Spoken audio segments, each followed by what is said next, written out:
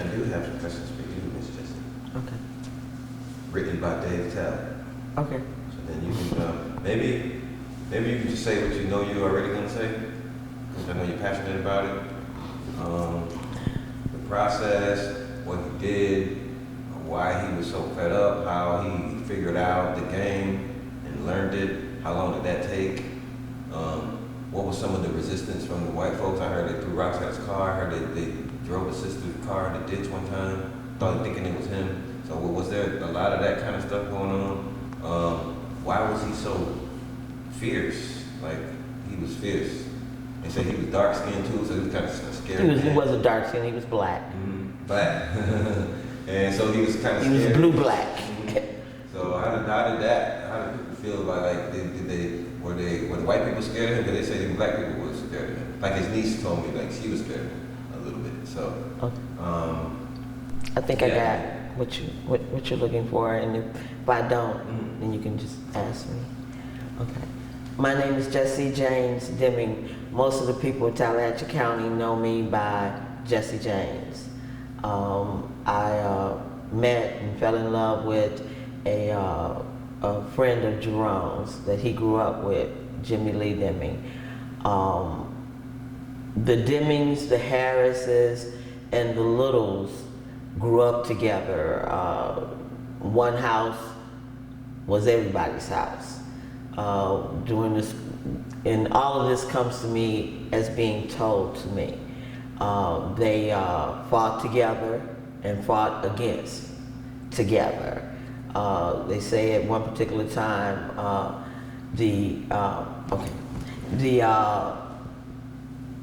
Mr. Bearden made the announcement that at one particular time, everybody was a Diming. The Littles and the Harrises were a Diming, okay? They were, as Miss Bearden said, they were a little rough and everything. And so as kids growing up, boys growing up and everything, when anything happened, it was always them Diming boys. But it was Jerome, and it was Bubba, and all the rest of them, but they were known as the Dimings. And Mr. Bearden made an announcement one day saying that at that particular time the Wrestlers had started, and you guys are too young to remember, but it was a chokehold that would knock people out, and that's what they were going around doing. And so the principal got on the loudspeaker and said, "Y'all know that they're not doctors, so don't be letting them putting y'all in the sleeper hole." In bringing my husband back home to see his parents and everything, like I said, Jerome, they all grew up together. So when we came home, we all got together. And I always listened to Jerome. And Jerome used to talk about, because he was supervisor at the time. I think he had just won when I started coming here. And he talked about being supervisor, president of the board of supervisors, which he did become. He talked about running for state as a senator, and he wanted to put his name on the roll for presidency. He didn't want the presidency, he did not want to be a senator, but he wanted to write his name down. And that's when I really fell in love with Jerome. Jerome was a character in his own right. He was a big black man, but he was a fierce man. Jerome was known all over with anybody. He participated in all kinds of political meetings, political organizations, NAACP, black mayors, supervisors, black supervisors, the election caucus, like James referred to, when he won and when he ran for supervisor and did not win, and they kind of threw a dare down to him and he came back. Jerome was a person that could figure out, and what he didn't know, he had no problem with trying to find out who to see. And Jerome was known for pushing tables and chairs across the floor. Okay, if you did not understand where he was coming from. And Jerome had this unique voice. Well, I don't know. He was very excitable, and like I said, it didn't make him any difference who you were or the color of your skin. When he had a disagreement with you, he'll get right in your face. I mean, in your face, punch you on the chest. I've seen him do it. Okay.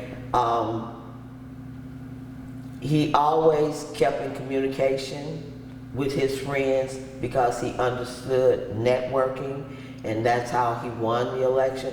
That's how he figured out how he lost was through the vote. Okay, so therefore he had to get at the table, and he found out that the key to it was the election, the executive committee, and the voters' rights. And so he was a big proponent and a teacher and a learner. You'll hear from later on the group of black individuals, men and one woman, and they used to call them the Magnificent Seven. And that brought about a lot of different aspects for him, because he was ran off the road at one particular time. They threw rocks at him, and he was not welcome in most places that he went to. People referred to him when they saw him coming, you know, here comes Jerome, okay? But he was very strong. He left some big shoes. He went into the Marines, and he saw the light and the times in other locations. And when he came back, he wanted to make a difference. And one of the first things that he did to start his political career was he fought for the water rights of the Goose Pond community. And the Goose Pond community was established by the families that left Frank Mishner's plantation. When they came off the plantation and started buying their first-time homes, they bought the land and had houses built in Goose Pond. But as they tell me, about 2 or 3 years later, the water quality was so bad, and when they tried to get it straightened out, they found out that they owned the homes, they owned the land, but they didn't own the water rights. That was still in the white man's hand, okay? And so that kind of jump-started him into becoming to what he was, which was a mover and shaker all over the state of Mississippi, and probably outside of that I'm not aware of, because he built scattered site homes and for first-time homeowners and apartments for senior citizens and for the regular community.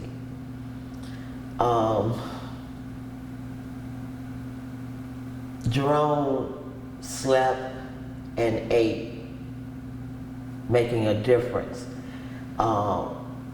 When the courthouse was about to be condemned, and as a supervisor and the Sumner Courthouse being in his district, he went to the legislators, Senator, I know that Cochran and William Winter and Senator David Jordan, and I don't know whoever else was there, but when he went to them to ask them about saving the courthouse, because he realized it was going to take a lot of money, and you know, you're not in political office if you serve out a lot of money from the constituents. And in that meeting, Senator David Jordan was like, why are you all asking me about money for the Sumner Courthouse? You're sitting on one of the most historical landmarks of the civil rights movement. He was bitten. He was bitten by the history and the significance. He grew up in Tallahatchie County. He grew up with his parents and his father and is, you know, telling them about Emmett and, you know, the little bit that they talked about it in the community. Most black African American families did not want their child to become, you know, Emmett. So that's what they held over their young men, you know, try to keep them in line.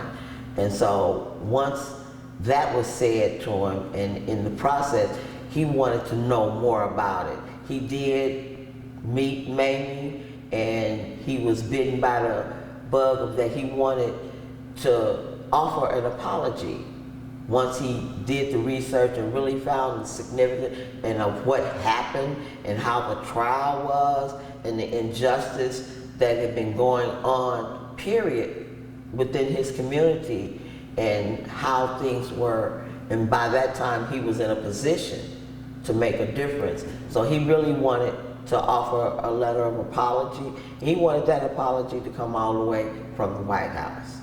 And in 2007, we did offer the family an apology. But he had met with her and talked to her, and he had promised her that he would make a difference. He would get that apology to her. And we did get the apology to the family.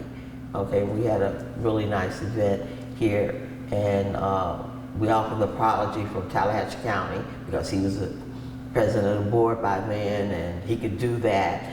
I think William Winter offered one, and I know Tallahatchie County Sheriff's Department offered one, but we were open to everybody and anybody apologizing because he felt really bad that nobody ever apologized for that heinous crime towards her family. So that is how he got started on the Emmett Till, and that's what the formation of the Emmett Till Commission came out of. That's what the restoration of the courthouse back to 1955, that's what this interpretive center all came from, all of that.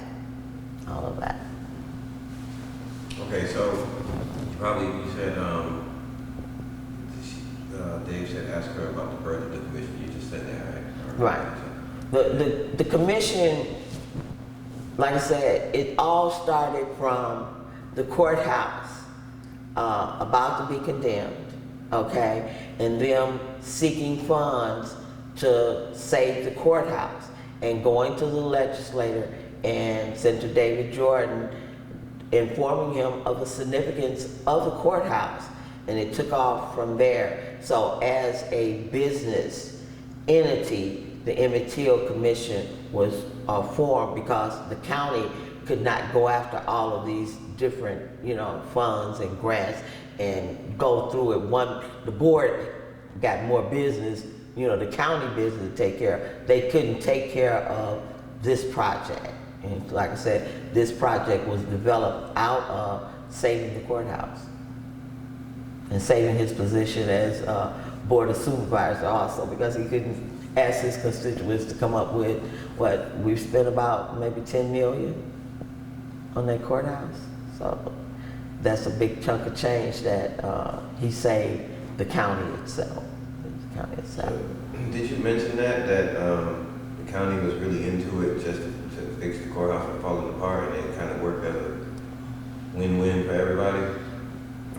Well, the whole mindset of it was all just about the money that they didn't want to spend, because we're two county seats, and this side of the county, and majority of the landowners, they're white, so that would have hit them in their pocket.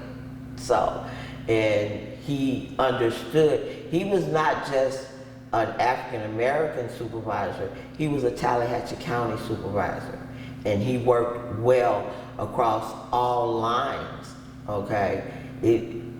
Yes, he was for his people, but he understood that there were other members that were not black that needed his help also, okay? So he understood that in that position, you have to work with both of them, okay? And so like I said, it was the initial spark for this was about saving the courthouse, because they want to keep their two county seat, and the amount of money that it was needed to just to keep it open, just to keep it open.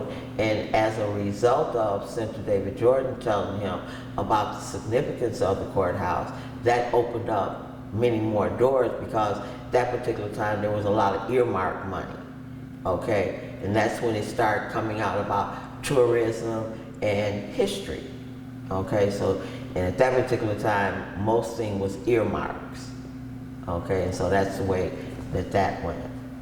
And that was the development of it. What's the earmarks? Kind of like. It's like. Line item on the grant. Kind of like a line item on the grant. Right. It's more of before now, projects went into the state budgets and in the United States budgets, and they could say, okay, we'll earmark so-and-so amount for this project. We'll earmark so much for that part. So it was more of earmarks, and it was just basically grants, okay? Set aside money, you know, when you do the budget and stuff, you can say, okay, well, we'll leave so much money for decorations, okay? And so that's kind of what earmarks is like, okay?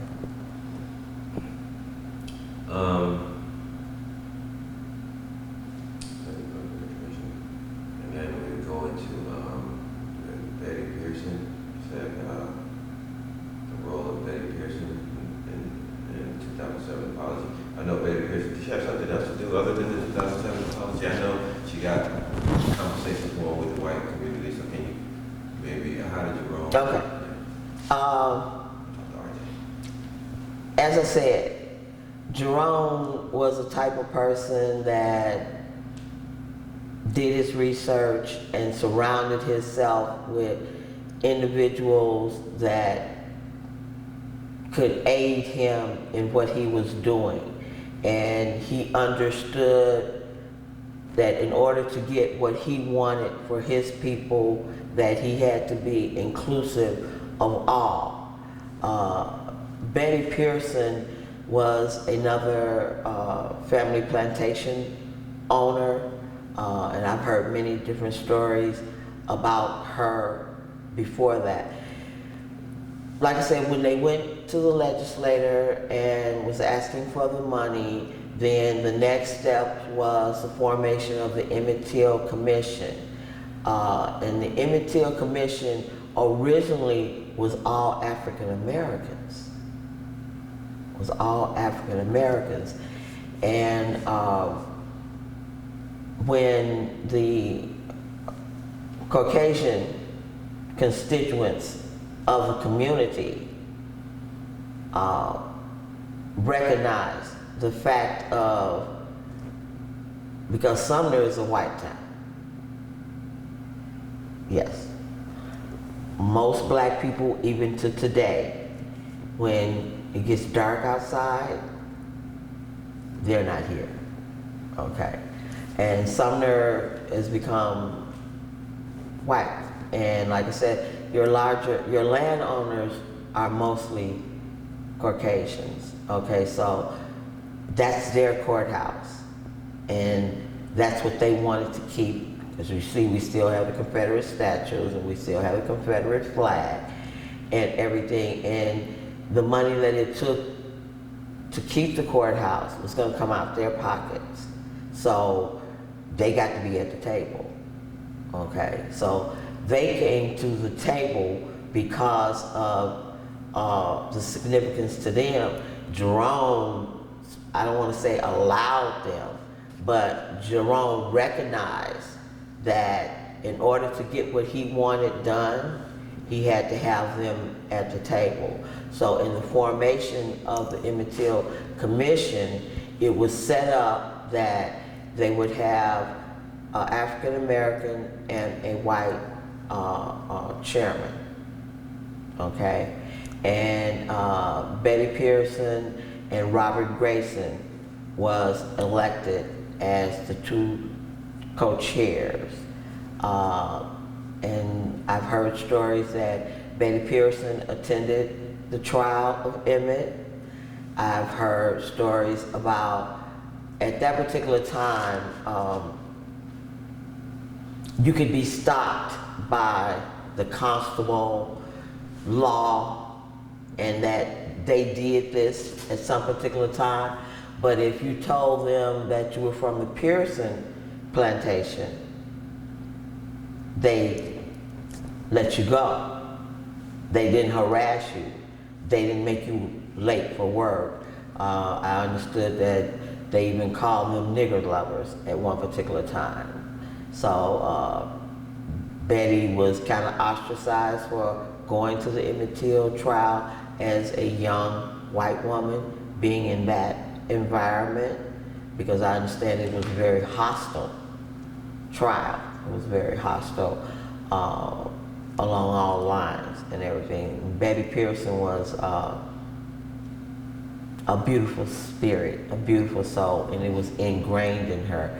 I don't think that all of the plantations were equal, okay? And like I said, I've heard stories that they were much more,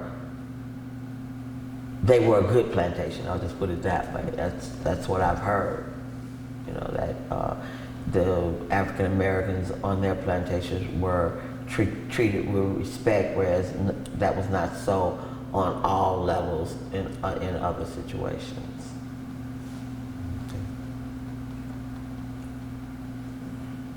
Betty was an innovator and a mover and a shaker, and I think she kind of brought the two sides together. I think she was a real catalyst for that. What about a little bit about your job as a tour guide? Talk about your job. My job as a tour guide, to give a little bit more background on how I got to be sitting here today. Like I said, Jerome always surrounded himself with many different people. When I started talking about bringing my husband back, because this is where I wanted to be. And after I got here and moved here, I became a site supervisor for Jerome over something. I had 4 housing projects that I was site supervisor over. After being here about a year, he told me, Miss Jaynes, he would either say Miss Jaynes or Jessie, depends on what suited him for the moment. As I said earlier, Jerome was the type person that I saw him every day or any day. Jerome did not mind calling me at 12 o'clock at night, 5 o'clock in the morning. Jerome, that's the way he worked. He was constantly working all the time on something. And he was like, Miss Jaynes, I got this organization I want you to get on. I'm like, Jerome, I got you, and everything. So he put me in place. And to kind of fast forward about that, like 3 days before he passed away, we had a meeting set up, and I can't remember now exactly what it was about, but it was his meeting, but he was relying on me, and I was like, Jerome, do you want me to cancel the meeting until you feel better? No, you got to do it. I want you to do it for me. So that's why I'm still here, and that's why when anybody calls, anytime, anything that has to do with the commission, I'm still here.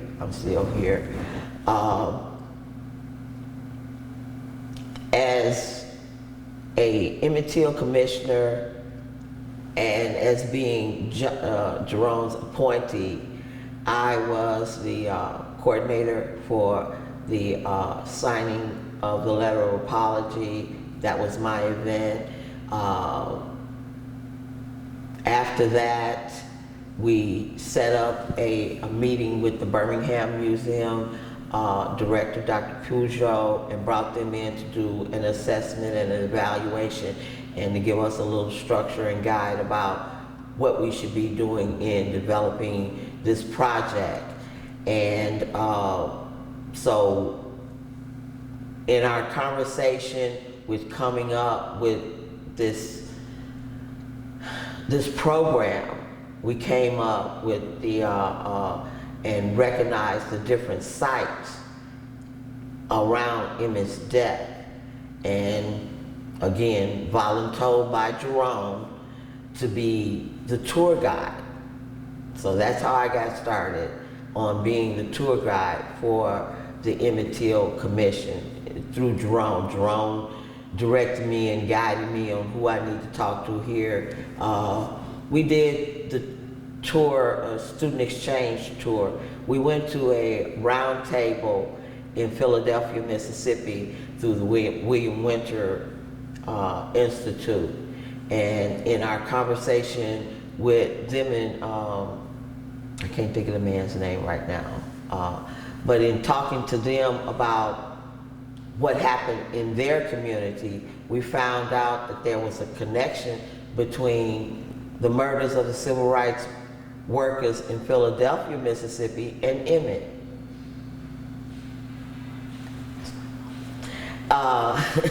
Anyway, you can elaborate on that a little bit. okay, we went to the round table. And Jerome started talking to. I'm sorry, can you hear her phone? Yeah. Yes, my You phone. want to answer it? It's okay. Let's let it stop right because we can hear it. Okay. When we went to the roundtable discussion and talking to O.B. Riley, which was the supervisor there, and so instead of leaving after that event, we stayed an extra night to go on the tour of the murder of the 3 civil rights workers. And that's where we found out that when they buried the civil rights workers, they buried them on private land and they buried them in a gravel pit because they didn't want to make the mistake of Milan and Bryant on the death of Emmett.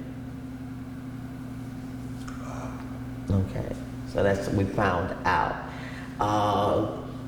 And from that, and in our dealings with people within our community and in talking to them, we found out how many young people and people that were not aware of their own histories, because we found it in Tallahatchie County. So Jerome came up with the idea of a student exchange tour. We did the student exchange tour 3 times. And the student exchange tour was at Tallahatchie County high school students. The west side went first. The west side went to Philadelphia, and then in turn, Philadelphia High and the city schools came to Tallahatchie County because of the connection between Emmett death and the murder of the 3 civil rights workers. So the last year that I did it, it was 236 people, because the last year that I did it, it included the Choctaw Nation high school students. So it was really developing, but it all came out of a roundtable discussion in Philadelphia, and in talking to the supervisor over there, and in recognizing that how many individuals that weren't aware of their own histories, and then to have them to be tied together, that just excited him. So I did that tour. And then since then, as an individual that helped develop and identify putting together of our tour, I was always the one that he relied on to coordinate. I guess I just got good coordination skills or something, but that's the position that he put me in. A planner of events and a planner of the tour. So do you feel like you learned a bunch of skills that transferred over to what you do now from Jerome? Can you tell us a little bit about that? That maybe you weren't so comfortable with when he was teaching you, but now you do it. I've always loved history, and I am from that black and proud era. I am from the era of the sit-ins. I am from the era of Kent State. I am from the era of seeing Martin Luther on the news being water hosed. I am from the era of fighting and protesting to have African American history as a part of the curriculum on the elementary and the high school and the college level. So I'm from that era.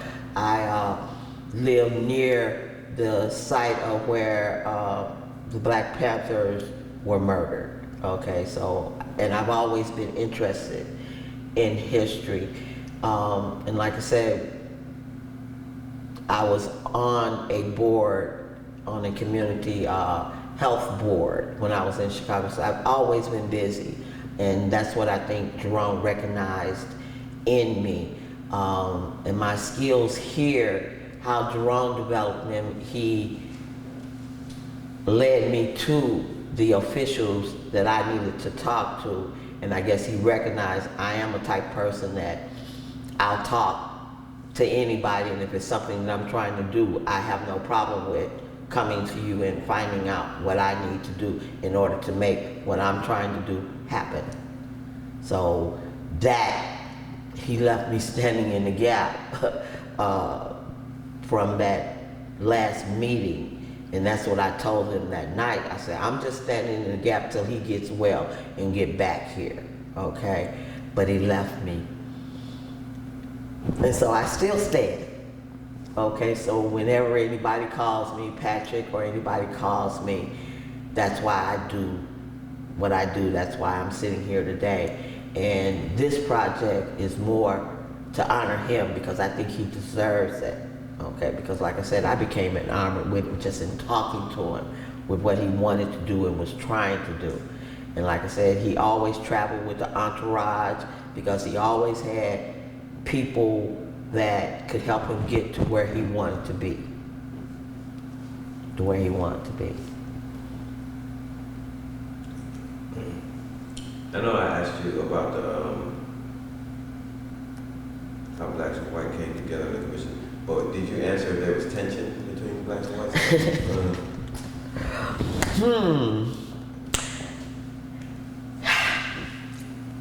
I can tell you firsthand, there was tension on both sides. When I came to the commission, I remember meetings that we had that African Americans came to that meeting and tried to shut down the Emmett Till project, the Emmett Till Commission, because they felt like, and we were talking about it earlier, how some mindsets are that was in, why y'all want to bring that up? I didn't have anything to good, and that was on both sides, okay? A lot of whites felt like, I didn't have anything to do, my parents didn't have anything to do with it. Why y'all want to bring this up? Whereas people like me and Jerome, we look at it like it is, it happened, and how it translates to now, why young people and people are becoming woke because these stories have not been told. I grew up with Emmett and the history of Emmett because I grew up in Chicago, and we had Jet and Ebony and the Defender, and my father was a man that insisted that I read the newspaper and that I watched the news. I wasn't allowed to watch a whole lot of frivolous stuff. Okay, so I guess that's ingrained in me. And people didn't talk about it in their homes, whites and blacks. So when it started to become a buzzword and started to become a project, of course you had people like, why y'all bringing this up? That was then, I didn't have anything to do with it. My mother and father don't feel that way, you know, so it was a lot of tension on both sides. African Americans and white, you know, resisted this project and this movement. And maybe just one or two more. I don't understand how it all ended with the sharecropping and he was living on the Missioners, and then now nobody lives there. Like, when did sharecropping stop? And he went to the army, I guess, and then he came back, and was that no longer a thing? And what changed about him? I mean, I don't know if you knew him before he went to the army, but I understand that he came back like a different man and refused to take BS after that because of what he went through in the army. Right. Well, like Miss Bearden, his former principal, she said to me today that Jerome was born to be politically correct. Okay? Was born to be a politician, and he was, and like I said, I believe in